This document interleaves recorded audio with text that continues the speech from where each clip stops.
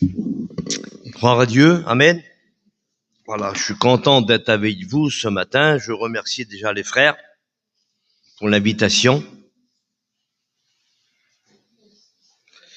On va essayer ensemble de partager, parce que la Bible, c'est un partage de la parole de Dieu. C'est un grand pain et chacun aura un morceau, une portion de ce matin. Vous savez, comme tous serviteurs de Dieu, les anciens le savent, quand on prêche, on dort pas bien.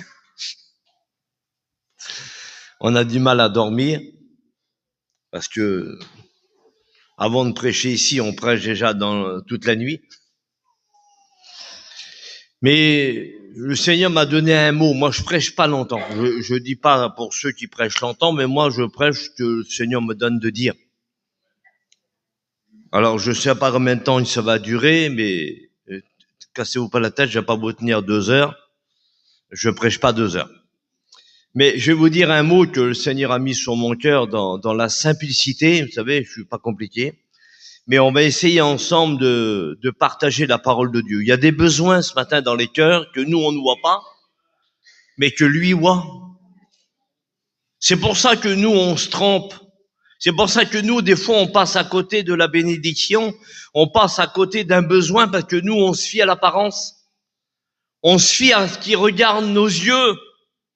Devant une belle maison, devant une belle auto, devant une belle camping, devant un beau terrain, devant des belles choses, on croit que tout marche bien. C'est pas défendu de l'avoir. Mais devant cette belle façade, devant cette belle apparence, il y a des cœurs qui souffrent à l'intérieur. Il y a des gens qui pleurent en cachette. Il y a des vies qui sont touchées, qui sont dans la dépression, dans l'angoisse, dans le désespoir, dans les problèmes, dans les difficultés. Et puis nous, on le voit pas, nous. Mais ce qui réjouit mon cœur, c'est ce que je tiens dans la main, le Watoual. C'est ça la révélation. C'est ça la révélation de la parole. La parole, elle révèle les cœurs, elle révèle les vies, elle révèle les foyers, elle révèle les besoins dans les cœurs. C'est ça l'efficacité de la parole. La parole, elle est celle qui touche les cœurs, qui bouleverse les vies. Elle est celle ce matin, vous savez, je le dis souvent, moi. Faut rester biblique, mais pas carré. Parce que c'est Dieu qui bénit, c'est pas un homme. Avec tout le respect que je dois à mes frères serviteurs de Dieu, Dieu se sert des hommes, c'est sûr, il n'a pas choisi des martiens, il a établi des hommes serviteurs de Dieu, mais c'est Dieu qui bénit. N'oubliez jamais, frères et sœurs, que c'est Dieu qui envoie la bénédiction. C'est Dieu qui bénit, c'est Dieu qui est capable ce matin de ramener un rétrograde dans la maison de Dieu. C'est Dieu qui est capable ce matin, même une âme, de sauver quelqu'un. Mais c'est un culte, mais alors, si Dieu veut sauver quelqu'un ce matin, on va pas lui dire revenir la semaine prochaine. Dieu est capable de sauver quelqu'un ce matin. Dieu est capable de ramener un rétrograde. Dieu est capable de bénir quelqu'un qui a besoin ce matin. Alors il se sert de la parole. Il se sert de sa parole pour bénir, parce que sa parole c'est Jésus. Vous savez, je vous vois là, je dis bonjour à tout le monde. On a chacun des caractères différents, même quand on est de la même famille. On peut même habiter dans le même foyer, des frères ensemble, et puis pas avoir les mêmes idées, pas les mêmes caractères. Il y en a qui aiment tel manger, telle façon de faire, telle façon de parler, de s'habiller. On s'habille pas tous pareil. L'autre aime ça, l'autre aime ça, l'autre aime ça, l'autre aime le manger là, l'autre aime le manger là. On a chacun façon de marcher, de parler. On reconnaît quelqu'un à son parler. On reconnaît quelqu'un à sa marche. Ça, c'est de telle famille. À son langage, on le reconnaît. Mais ce qui réjouit mon cœur ce matin, c'est que la parole de Dieu qui est là, elle convient à tous les cœurs. Elle convient à tous les besoins. Elle convient à tous les foyers, la parole de Dieu, aussi bien jeunes que plus âgés. Parce que c'est vrai qu'on dit les jeunes, oui, mais il y a des vieux foyers qui ont besoin aussi de la grâce de Dieu, d'être bénis. C'est quoi qui nous fait avancer? C'est quoi qui nous fait grandir en Dieu? Et puis je dis merci à Dieu parce que je fais partie de cette mission avec les frères et vous en faites partie de Vie Lumière. Et merci à Dieu, on a des grands messagers chez nous dans la mission. On a des grands messagers, on a des hommes de Dieu.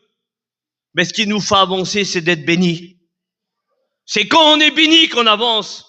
Quand on est rempli de la présence de Dieu, on veut s'améliorer, on veut changer, on veut plaire à Dieu, pas aux hommes, pas aux serviteurs, mais c'est à Dieu qu'on veut plaire. Alors on veut changer, on veut s'améliorer, on essaye de changer le caractère qui est difficile bien des fois. Il y a des caractères qui sont durs, il y a des vies qui sont dures, il y a des femmes qui sont dures, dans leur foyer, avec leurs enfants, avec leur mari. Mais la parole de Dieu, elle est celle qui est capable de tout changer ce matin. Non pas parce que c'est moi qui prêche, non, parce que sa parole est annoncée. Alors, si vous voulez bien, on va lire un verset de la parole de Dieu. Le Seigneur a mis quelque chose sur mon cœur, je voudrais le partager. Normalement, ce que je vais vous prêcher, c'est de l'évangélisation, normalement. Mais le Seigneur a mis quelque chose sur mon cœur et je voudrais le partager avec vous. Voilà, je lis pour vous la parole de Dieu. Les serviteurs le connaissent, ce verset de la Bible. Marc 10 et 46. Je vais vous parler de Bartimée ce matin. C'est bizarre, hein? En exhortation, Bartimée, mais bon, le Seigneur a mis ça sur mon cœur, je voudrais le partager avec vous ce matin. Alors, le verset commence comme ça, parce qu'il faut se servir de la parole. Comprenez, un serviteur de Dieu prend la Bible pour prêcher. Il prend pas un EHPAD, il prend pas un téléphone pour prêcher. Il prend la parole. Jésus a dit, moi je suis la parole. Je suis la parole. Alors on se sert de la parole. On se sert pas d'un téléphone pour prêcher. On se sert pas non, on se sert de la parole de Dieu. Et on se sert des Écritures pour prêcher.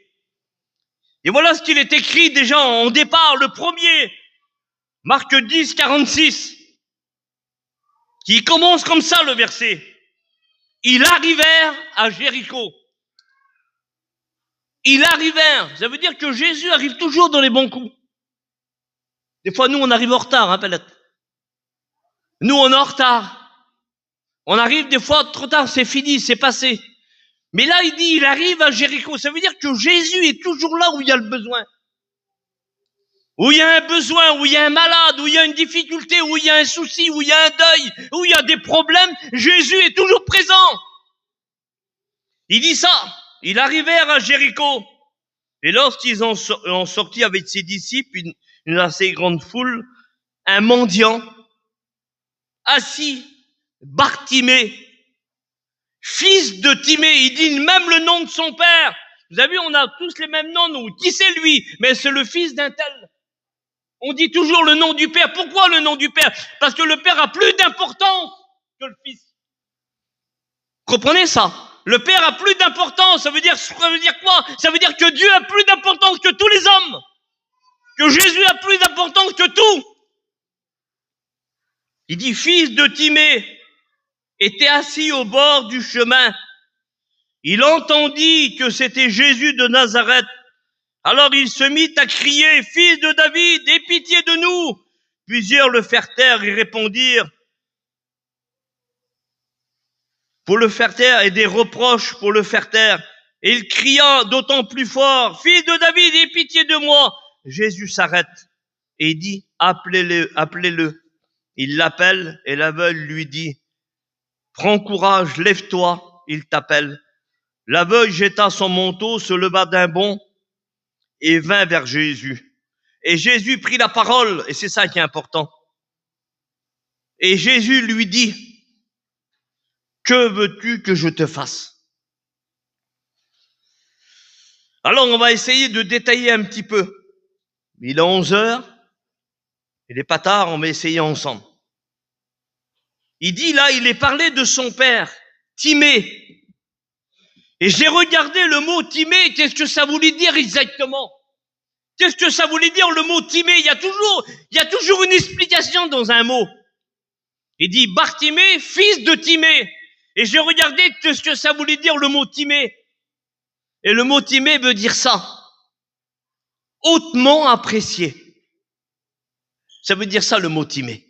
Hautement apprécié. C'est beau qu'on a apprécié des gens, hein. qu'on apprécie quelqu'un. Lui, il est bien là. On le connaît. Elle est bien là. Et le mot timer aussi, ça veut dire ça. Estime. C'est beau quand on est estimé des gens. Estimer des gens, on veut dire que les gens ont confiance en nous. Les gens ont confiance. Ça veut dire qu'on a de l'estime pour les gens. On est bien vu. Les gens viennent chez nous. Les gens viennent nous voir. Ils viennent parce qu'on parle de Dieu, on parle du Seigneur. Ça veut dire hautement apprécié, et ça veut dire aussi estime, le mot timer. Mais ça veut dire aussi encore quelque chose, le mot timer. Ça veut dire quelqu'un de valeur, le mot timer. Quelqu'un de valeur. Le mot timer aussi, ça veut dire aimer. C'est beau quand on est aimé des gens. Quand on se sauve pas. Parce que je l'ai écouté, les frères l'ont écouté. Il arrive, sauvons-nous. Ah oui. Un chrétien, je m'excuse du mot, je suis pas venu ici pour juger l'église ce matin. Les frères sont là, c'est responsable. Je vais vous dire ce que le Seigneur m'a dit de dire. Un chrétien, il n'a pas la rage. Il est gentil. Il est rempli d'amour. Amen. Il dit aimer. Et le mot aimer, ça veut dire attaché. On a attaché quand on est aimé. Et ici aussi, le mot timer, ça veut dire qualité. C'est pas du deuxième choix. C'est pas des dates courtes. On le voit dans les magasins. Vous avez vu, il y a 30%, 50% de réduction parce que demain, c'est périmé. Mais là, dans la maison, le mot timer, ça veut dire qualité. Ça veut dire la première, pas du deuxième choix. Pourquoi je vous dis tout ça? Il dit aussi, il vit dans un pays, un beau pays. Ville de palmiers. Quand on parle de ville de palmiers, c'est pas de la boue, hein. On pense à la mer, au sable. Il dit aussi, les roses de Jéricho étaient connues dans le monde entier pour les qualités qu'ils avaient. Et puis en plus, il y avait quelque chose de terrible dans ce pays-là. C'est que le climat était tropical. Pourquoi je vous dis toutes ces choses? Parce que ces qualités-là, c'est ce qu'on retrouve dans la maison de Dieu. Dans la maison de Dieu, il y a de l'amour. Dans la maison de Dieu, il y a de l'estime. Dans la maison de Dieu, il y a de la valeur. Dans la maison de Dieu, il y a de la qualité. Et c'est ce qu'on retrouve dans la maison de Dieu. Il y a de l'amour, on en a de l'amour. Oui, mais mon frère, j'en ai. Oui, t'en as de l'amour, c'est sûr. Mais t'en as pour ta famille. T'en as pour ton frère, t'en as pour tes enfants. T'en as pour ta femme, t'en as pour tes petits-enfants. Mais quand on est né de nouveau, quand on a rencontré le Seigneur, il y en a, il y a plus longtemps, il y a des personnes âgées ici, il y a 50 ans, 40 ans, 50 ans, on en avait de l'amour. On se force pas pour aimer son père, sa mère, sa femme, ses enfants. C'est normal, ça. Mais quand on est né de nouveau, quand on rencontre le Seigneur, quand on est né de nouveau, qu'on a été lavé, purifié, sanctifié par la grâce de Dieu, qu'est-ce qu'on reçoit? Romains 5:5, l'amour de Dieu qui descend dans nos cœurs par le moyen du Saint-Esprit. Alors Dieu nous fait aimer ceux qui ne sont pas de notre famille. Ceux qui ne sont pas de notre ethnie. Je suis un manouche, moi, je suis un voyageur, je suis un Yéniche, je suis un espagnol, je suis un catalan, je suis un rome. Mais quand on est un chrétien, il n'y a pas tout ça, on est un chrétien. Il n'y a pas de race, il n'y a pas d'ethnie. C'est le même Dieu qui vit dans nos cœurs. C'est le même amour qui vit dans nos cœurs. C'est la même espérance qui vit dans nos cœurs. C'est l'amour de Dieu. Et c'est ce qu'on retrouve dans la maison de Dieu. Toutes ces qualités. Dans la maison de Dieu, on est bien. Il y en a, Seigneur, des rétrogrades, ils partent dans le monde, ils croient qu'ils vont être bien. Comment qu'ils se font rouler? Dans le monde, il n'y a rien de bien, il n'y a rien de vrai. C'est pas vrai, le monde. Pourquoi je vous dis ça? Et je voudrais vous dire encore quelques mots. Et j'ai marqué ça, moi. Ça, c'est les qualités qu'on retrouve dans la maison de Dieu. Il y a de la sûreté dans la maison de Dieu. Dans la maison de Dieu, il y a de la valeur, il y a de l'estime, il y a de l'amour. Et je vous pose une question ce matin. Lui, il est dans cette maison-là. Il est dans cette maison-là, Bartimée, avec son père, Timée, Sûrement qu'il avait une mère. On ne sait pas s'il avait de la famille. Mais il était en sécurité dans la maison de Dieu. Dans la maison de son père, il était bien. Il était heureux. Il avait du pain. Il avait tout. Il avait un lit pour dormir. Il était dans la paix, dans la joie, dans le bonheur. Et puis quand on regarde un peu plus bas, on le retrouve au bord du chemin et mendiant. Qu'est-ce qui s'est passé? Qu'est-ce qu'il y a eu? Qu'est-ce qui s'est produit dans sa vie? Qu'est-ce qui s'est produit dans son cœur? Qu'est-ce qu'il y a eu? Il était là en sécurité, il avait tout en abondance dans la maison de Dieu, du pain, de la sécurité, le salut, tout ce que vous voulez. Et puis d'un seul coup, on le retrouve mendiant au bord du chemin. Est-ce que c'est pas certains des fois qui sont attirés par les choses du monde? Et puis, vous savez, j'ai fait une expérience par rapport à ça. Il y a quelques années en arrière,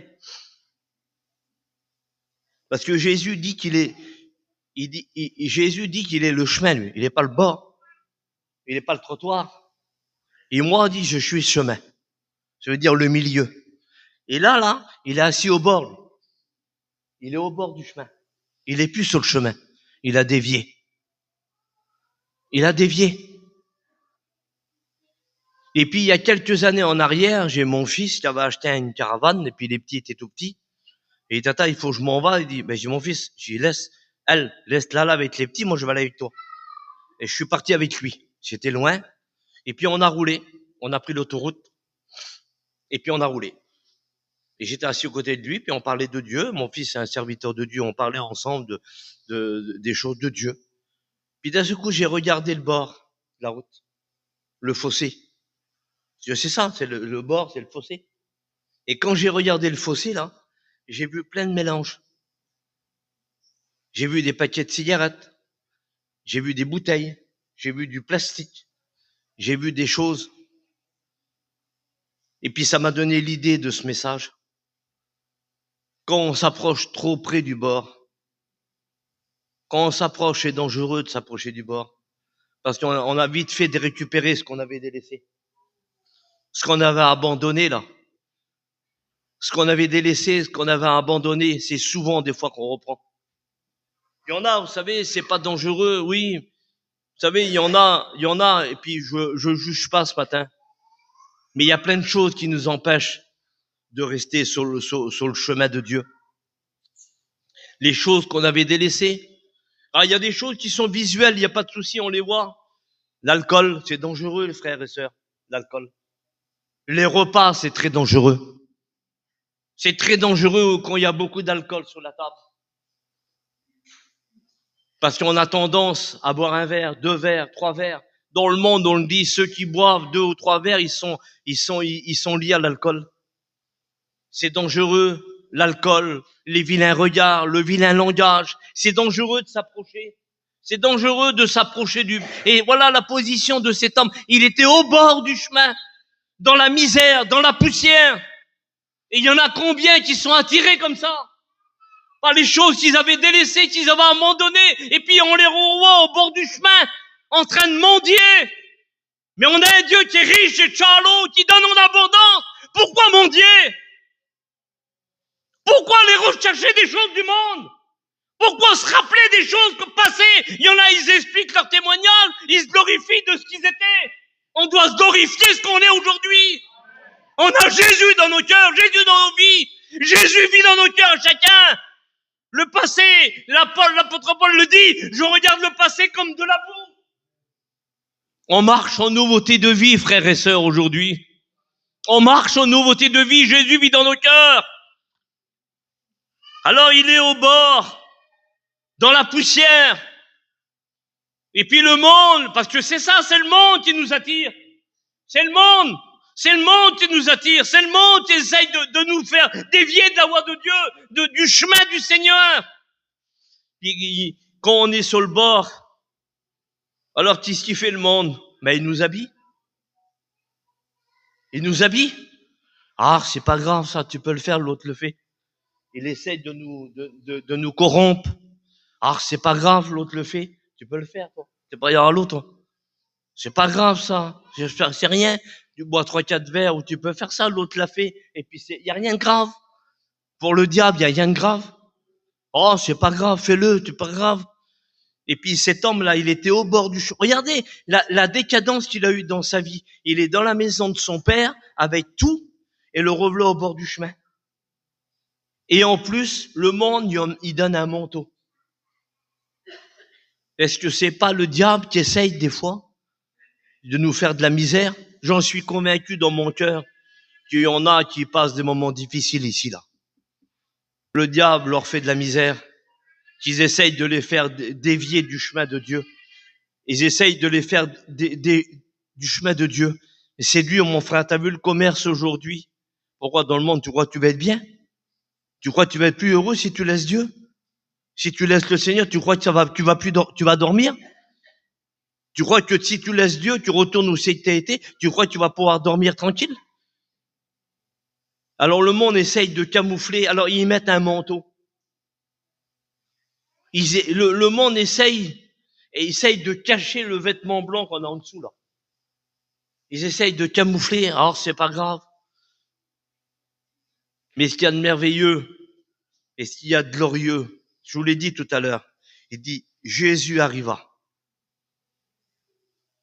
Et puis Jésus est présent, je sens la présence de Dieu ce matin. Je sens la présence du Seigneur. Et Jésus est là ce matin. Non pas parce que moi je suis là, parce que c'est lui qui l'a dit. Il a dit qu'on vous réunit en mon nom, moi je serai là. Et puis ce matin, j'en suis convaincu qu'il parle au cœur. Ah, c'est pas une étude que je fais ce matin. Je dis ce que le Seigneur a mis sur mon cœur.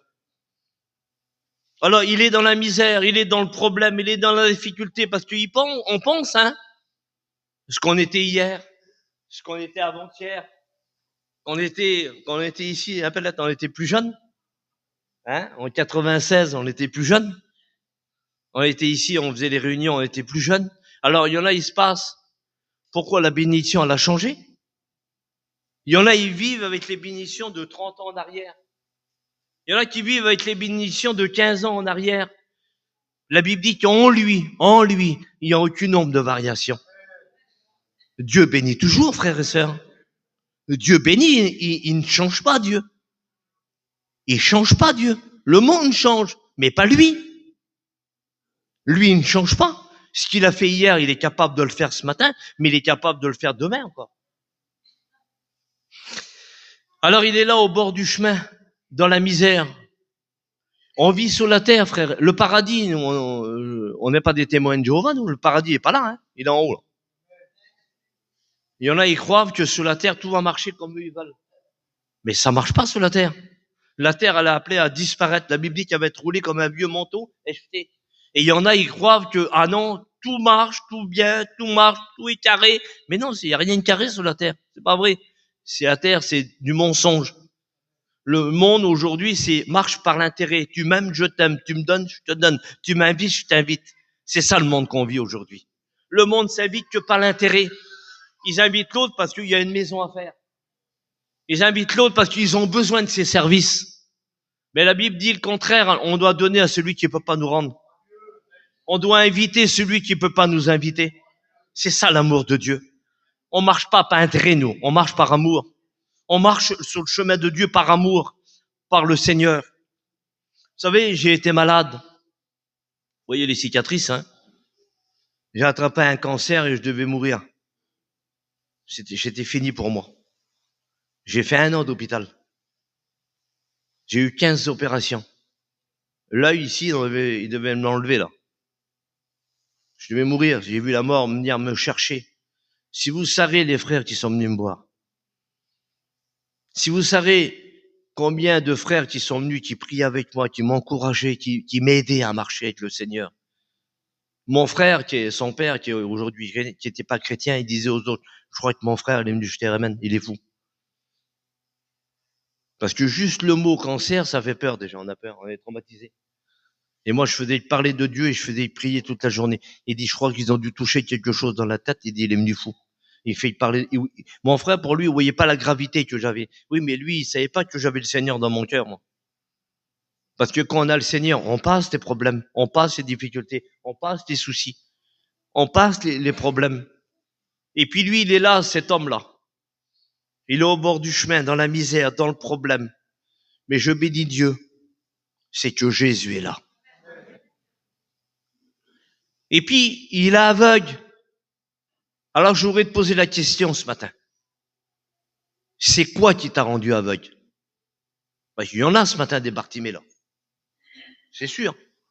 C'est quoi qui t'a faussé ta vision? C'est quoi? Ton caractère? Ton caractère qui est dur? Ton travail? Vous savez, quand on regarde la parole de Dieu, Jésus dit qu'il est tout. Sauf le travail. Tu sais, on n'aura jamais assez.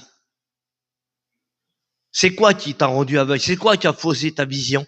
C'est quoi ce matin? Ton caractère? Ton travail? Ton manque de pardon? Ton manque d'amour? C'est quoi ce matin? Dis-moi-le, dis-le, pense ce matin. Ton vilain caractère qui t'emmène à disputer tous les minutes? Ton vilain caractère qui t'as toujours raison? Que t'as toujours raison, c'est toujours les autres qui ont tort? Tu te retrouves toujours dans les disputes, dans les problèmes, dans les difficultés? Tu te retrouves toujours où il y a des prouvages? Tu te retrouves toujours où il y a la misère, où il y a les problèmes? Tu te retrouves toujours là? Alors c'est quoi ce matin? Dis-le! Pense et dire Seigneur, il y a ça, il y a ça. C'est quoi qui est venu? C'est quoi qui a faussé ta vision? L'angoisse que t'as, la dépression, les cachets? T'en avais jamais pris, puis aujourd'hui t'en prends en cachette. Personne ne sait, oui, mais Dieu te dévoile ce matin. Il est en train de dévoiler ton cœur, t'as été en cachette dans les docteurs, et personne l'a su, oui. Et puis pour la tranquillité, c'est pas grave, prends-en, tu vas être tranquille. Mais non, c'est avec le Seigneur qu'on est tranquille. C'est pas avec les choses du monde. C'est pas avec le monde qu'on est tranquille. C'est avec la paix de Dieu. Alors c'est quoi ce matin qui a faussé ta vision? C'est quoi qui t'a emmené ce matin au bord du chemin? T'es au bord du chemin? T'es pas tombé? Merci Seigneur, t'es pas tombé. Mais t'es presque tombé. T'es presque à chavirer de l'autre côté. Mais t'es toujours sur le chemin. Et puis merci Seigneur. Pourquoi? Parce que le Seigneur te tient toujours. Il veut pas t'abandonner, lui, parce qu'il est rempli d'amour. Malgré ton caractère dur avec tes enfants, avec ta famille, avec ta belle-fille, avec ton gendre, t'es dur. Alors le Seigneur te tient toujours. Arrête. Vas-y, continue. Et je bénis Dieu parce que le Seigneur arrive. Et puis il est là ce matin. Il passe dans les rangs. Je sens la présence de Dieu. Ben, illuminez-moi. Je mets bien mes pieds sur la terre. Puis d'un seul coup, il est aveugle. Il écoute du bruit. C'est quoi? Qu'est-ce qui se passe? Qu'est-ce qu'il y a eu? Tu sens ton cœur qui commence à battre? Tu commences cette chaleur là que tu avais oubliée il y a bien des années. Il y a bien des années, tu sentais cette chaleur dans cette réunion. Et là, ça y est, tu dis ce matin, elle est là, la chaleur. Je commence à l'avoir dans mon cœur. Ça y est, on dirait que c'est ce que j'avais auparavant. C'est ce que j'avais il y a 5 ans, il y a 10 ans, il y a 15 ans, il y a 20 ans, il y a 30 ans. Elle est là, ça y est, ça revient. Et puis, il dit, qu'est-ce qui se passe? Qu'est-ce qu'il y a? Même toi, t'es étonné. Qu'est-ce qu'il y a? Puis il y a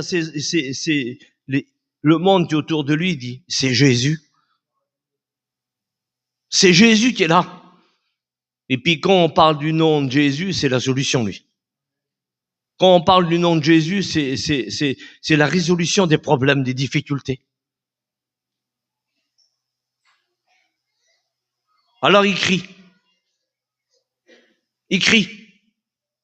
Fils de David, aie pitié de moi. Il reconnaît sa faiblesse. Il reconnaît son incapacité de marcher avec Dieu. Il reconnaît parce que il faut reconnaître, il faut rentrer en lui-même et puis il faut comprendre qu'on a besoin du Seigneur. Et on ne veulent pas, ils sont trop orgueilleux. Ils sont sur un piédestal, allez les enlever du piédestal, vous. Alors ses copains, ils disent, arrête, tais-toi. Qu'est-ce qu'ils vont dire les autres? Ah oui, le regard des autres. Qu'est-ce qu'ils vont dire les autres? Qu'est-ce qu'ils vont penser les autres? Je voudrais dire un petit mot, mais il est pas beau. Je le dis quand même. Je m'en fous des autres. Parce que c'est le Seigneur qui peut m'aider. Je m'en fous des qu'en dira-t-on. Je m'en fous des autres de dire, ah oui, mais il est beau, lui a fait pleurer à la réunion. Mais alors, qu'est-ce qu'il y a? Maman, pleure, ma sœur. T'as besoin du Seigneur, pleure, vas-y. C'est pas un problème. Le seul qui peut t'aider, c'est Jésus ce matin. Il est là. Et puis j'ai regardé, vous savez, on dit, nous, crier. On est des gitans, on n'a pas d'éducation, nous, on n'a pas été à l'école. J'ai fait plus d'école buissonnière plutôt qu'autre chose, moi. On n'a pas de bac plus sain, non. J'ai appris à écrire à l'école biblique. Parce qu'on dit, le psaume, vous le connaissez les pasteurs, vous l'ont cité ici, quand un malheureux crie, l'Éternel l'entend. Le psaume 34, verset 7, on le lit souvent, je le dis souvent dans les prédications. Alors nous, c'est un malheureux, c'est celui qui est au bord de la route, qui attend 1 euro pour manger ou qui attend pour s'acheter un sandwich. C'est ça le malheureux qu'on parle, nous, qu'on croit qui est au feu rouge. Il y en a plein chez nous là-bas. Et j'ai vu aussi, ici aussi, il y en a aussi. Mais c'est pas le malheureux là que la Bible parle. C'est le malheureux qui a des problèmes et qui n'arrive pas à s'en sortir. C'est celui qui est angoissé et qui n'arrive plus à aller de l'avant. C'est celui qui a des problèmes dans son foyer. C'est celui qui a des problèmes avec sa belle-fille. C'est celui qui a des problèmes avec son gendre qui fait de la misère, avec son mari qui fait de la misère. Voilà le malheureux que la Bible parle. Il dit, quand un malheureux crie. Alors nous, on dit, ça y est, Seigneur, viens, mais c'est plus que ça.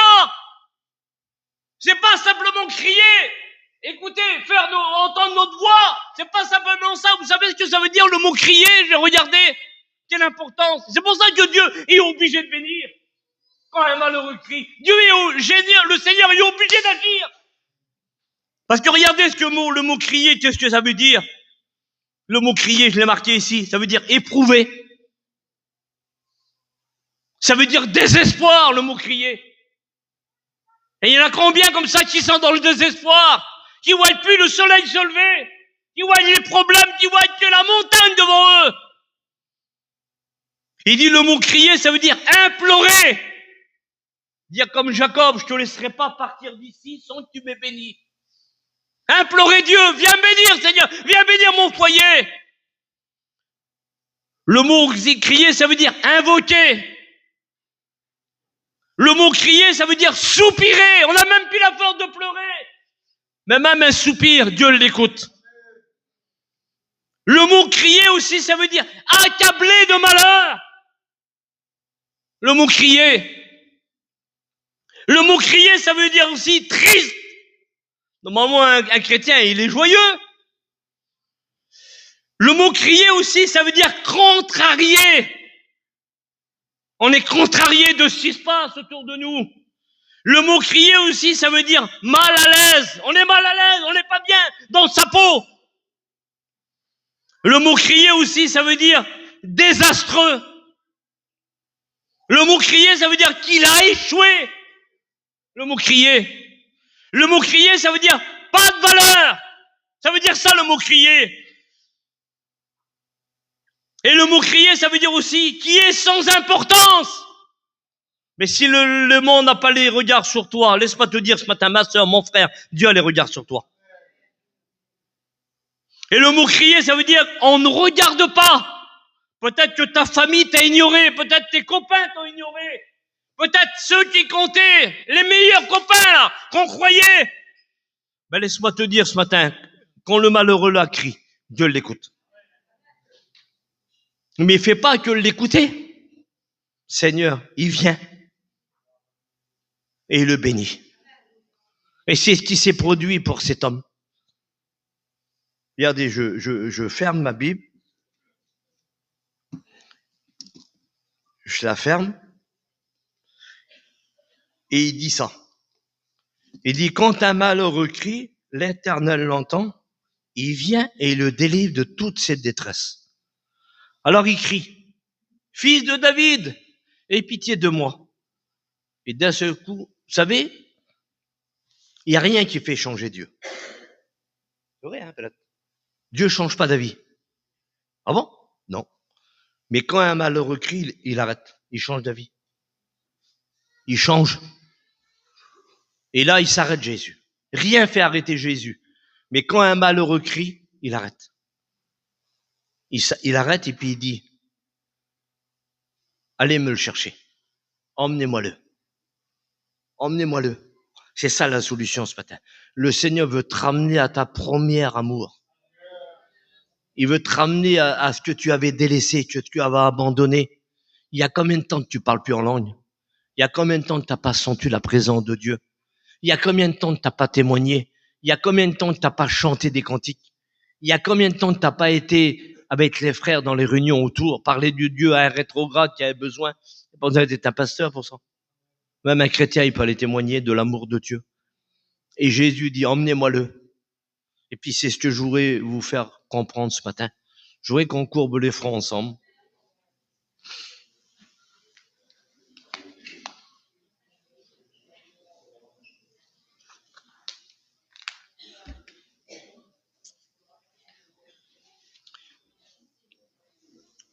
Et ce matin, mon Dieu, tu présentes ton cœur. J'ai pas besoin de tout savoir, moi, ça me regarde pas. Mais c'est à lui là, à celui qui est présent, à celui qui est là, c'est lui qui va résoudre tes problèmes ce matin. Si j'ai prêché comme ça, c'est parce qu'il y a des besoins dans les cœurs, c'est parce qu'il y a des besoins dans les vies. Et puis il dit, emmenez-moi-le. Et ce matin, je demande au Saint-Esprit de t'emmener ce matin devant Jésus. Je demande au Saint-Esprit d'agir et de manifester et qui te ramène devant lui. Puis Jésus va lui poser une question, mais pas une question piège. C'est les hommes qui piègent, mais pas Jésus. Jésus est en train d'y parler, puis il va y dire quelque chose. Et je voudrais te le proposer ce matin. Parce que c'est un choix. Il y a un choix à faire. Il y a une direction à suivre. Il y a une façon de suivre le Seigneur, pas à ta façon. Pas à ta façon à toi, pas à ton caractère à toi, pas à tes idées à toi, mais à la façon de la Bible, à la façon de l'enseignement de la Bible. On se sert de la Bible. C'est l'enseignement, il y a des doctrines dans la Bible. On marche pas un coup de révélation, un coup de songe. On marche selon la parole, selon l'enseignement de la parole. Et puis quand Jésus, il vient vers Jésus devant, et Jésus est devant toi, ma sœur, ce matin. Jésus est devant toi, mon frère, ce matin. Et puis Jésus va y poser une question. Vous savez que le Seigneur connaît tout, lui. Il voit tout, il sait tout, et il entend tout. On n'a pas besoin de parler, il connaît déjà. Mais Jésus va y poser une question. Et puis je voudrais te la poser ce matin. Jésus va y dire, que veux-tu que je te fasse? Mais Seigneur, il sait qu'il est aveugle. Il le sait. Mais Jésus veut voir sa position ce matin. Tu veux rester là sur le bord du chemin? C'est ce que le Seigneur te propose ce matin. Est-ce que tu veux rester sur le bord du chemin ou tu veux retrouver la vue? T'es myope, tu vois plus clair. Ta vision a été faussée par les choses du monde, par les choses de la vie, par les problèmes, les difficultés. T'es myope, tu vois pas. Mais ce matin, la Bible dit, jette du collier pour tes yeux, afin que tu voyes, afin que ta vision grandisse ce matin. Et Jésus est en train d'y poser la question, que veux-tu que je te fasse? Et je te pose la question ce matin. Qu'est-ce que tu veux que Jésus fasse pour toi ce matin? Rentre en toi-même ce matin. Rentre. Tu veux que tes enfants se convertissent? Tu veux que ta fille, ma sœur, se convertisse? Vous savez, on écoute des prières, je suis responsable d'une église. On écoute des prières des sœurs. Seigneur, change mon mari, change-le, Seigneur, change-le. Mais si tu commencerais à changer toi, si tu serais un exemple dans ton foyer, une lumière chez toi, comme la Bible, elle dit. Alors, qu'est-ce que tu veux ce matin? Je te pose la question. Tu veux que tes enfants se convertissent? Tu veux que ton mari se convertisse? Alors, sois content avec ce que t'as. Pousse-le pas à travailler. Pousse-le pas à travailler nuit et jour. T'as une maison, remercie Dieu. T'as une campagne, remercie Dieu. T'en as pas besoin de 3 de maisons. T'as pas besoin de 4 campagnes. T'as pas besoin de 5 autos. Avec une, t'en as assez. T'es à l'abri. T'es dans la maison de Dieu. Demande à Dieu ce matin. Dire, Seigneur, alors je te pose la question, qu'est-ce que tu veux? Tu peux pas avoir le monde et puis Jésus en même temps, ça marche pas. Les choses du monde. On n'est pas contre, Seigneur, je suis pas un fou, je suis pas un illuminé, je sors pas derrière un buisson. J'aime bien manger dans une belle assiette, j'aime bien boire dans un beau verre. Mais ça sert à rien d'avoir des beaux services et puis de les remballer dans le placard, jamais s'en servir. C'est inutile. Dire, Seigneur, je veux plus des choses du monde chez moi. Je veux plus rester au bord du chemin. Je veux revenir sur le chemin. Je veux plus rester au bord. C'est trop dur. C'est trop difficile. Je veux que mon foyer grandisse. Je veux que mon foyer grandisse. Je veux que ma vie continue. Toi, mon frère, t'as travaillé pour toi depuis le temps. Je te le dis ce matin, c'est le Seigneur qui me dit de te le dire. T'as travaillé pour toi depuis le temps. Mais le Seigneur te demande ce matin de travailler pour lui. Prends du temps pour le Seigneur ce matin. Travaille pour le Seigneur. Sois pas un égoïste. Pense pas qu'à toi. Pense à ton foyer, à tes enfants, à ta vie spirituelle. Si tu veux grandir en Dieu, il faut que le Seigneur bénisse ton foyer ce matin. Alors, qu'est-ce que tu veux que le Seigneur te fasse ce matin? Rentre en toi-même. Rentre en toi-même. Et lui, il va te dire quelque chose. Il en a marre du bord, là. Il en a marre de la poussière. Il en a marre de toujours traîner, toujours à l'agonie, toujours des problèmes, toujours des difficultés. Il en a marre. T'en as pas marre, toi, des problèmes, des difficultés, des soucis? T'en as pas marre? Ce matin, le Seigneur te tend la main. Il veut que tu reviennes sur le chemin. Alors, il va dire quelque chose de merveilleux. Il va dire, Seigneur, que je retrouve la vue. Tu veux que ta vie, ton foyer marche ce matin? Tu veux que ta vie spirituelle marche? Tu veux que ton foyer grandisse en Dieu? Alors, consacre-toi à Dieu. Reprends ton foulard que tu as délaissé, que tu as remballé dans le placard. Le foulard, on le prend pas qu'à la réunion, on le prend chez soi aussi. On le prend dans son foyer, on combat. Tu combats plus. Le Seigneur te demande de combattre pour ton foyer, ma sœur. De jeûner pour ton foyer, de combattre pour ton foyer, pour tes enfants. Et toi, mon frère, pars en mission. T'as des problèmes, c'est différent, t'es ici, c'est différent. Mais reste pas ici pour le travail. Pars en mission si tu veux que tes enfants se convertissent, si tu veux que ta famille grandisse. Alors, Seigneur, moi, je veux ce matin changer. Est-ce que tu veux changer ce matin? Est-ce que tu veux t'améliorer? Seigneur, je veux plus. Je veux que ma vision augmente. Je veux que ma vision soit spirituelle. Je veux plus regarder les choses du monde. Je veux plus regarder mon intérêt. Je veux plus regarder le manger. Je veux plus regarder les habits. Je veux plus regarder le travail. Je veux regarder à toi ce matin. Je veux avoir ta vision spirituelle ce matin. Alors on va prier le Seigneur. Et puis ceux qui veulent changer, je dis pas vous vivez dans le péché, sinon vous serez pas là ce matin. Quelqu'un qui vit dans le péché, il n'est pas là, il est dans le monde. Je m'adresse à l'église de Jésus-Christ ce matin. Ceux qui veulent changer, s'améliorer, dire moi Seigneur, je veux changer. Je veux changer dans mon foyer, je veux changer dans mon regard, je veux changer dans mon langage, Seigneur. Je veux changer dans ma manière de marcher. Je veux changer dans ma manière pour mes enfants, pour ma fille, pour mon garçon, Seigneur, pour mon mari, pour ceux qui sont autour, pour ma belle-fille qui fait peut-être de la misère, mais je veux être un témoin pour elle, Seigneur. Tu veux changer ce matin? Alors lève-toi à ta place. Pendant que tout le monde a les yeux fermés, lève-toi au nom de... Oui, ma soeur, le Seigneur te voit. Y a-t-il encore des autres personnes? Le Seigneur est en train d'agir dans les cœurs ce matin. Il est en train d'agir dans les vies. On continue à prier le Seigneur. On reste dans cette présence de Dieu. Merci pour ceux qui se lèvent. C'est la victoire ce matin. Au nom de Jésus. C'est la victoire ce matin. C'est la victoire au nom de Jésus ce matin. C'est la victoire. Et Giovanni va rechanter ce cantique qu'il a chanté tout à l'heure. Allez, viens. Jésus t'appelle. Allez, viens. Le Seigneur va bénir ton foyer. Viens, le Seigneur va agir. Tu vas voir dans cette semaine, Seigneur, j'ai pas le don de prophétie. Je dis devant Dieu, je l'ai pas. Mais Dieu me parle des fois. Tu verras dans la semaine, là, la bénédiction que tu vas recevoir chez toi. Tu vas voir ta vie changer. Tu vas voir ton foyer changer. Cette semaine, elle va changer pour toi. Parce que tu as pris une décision ce matin.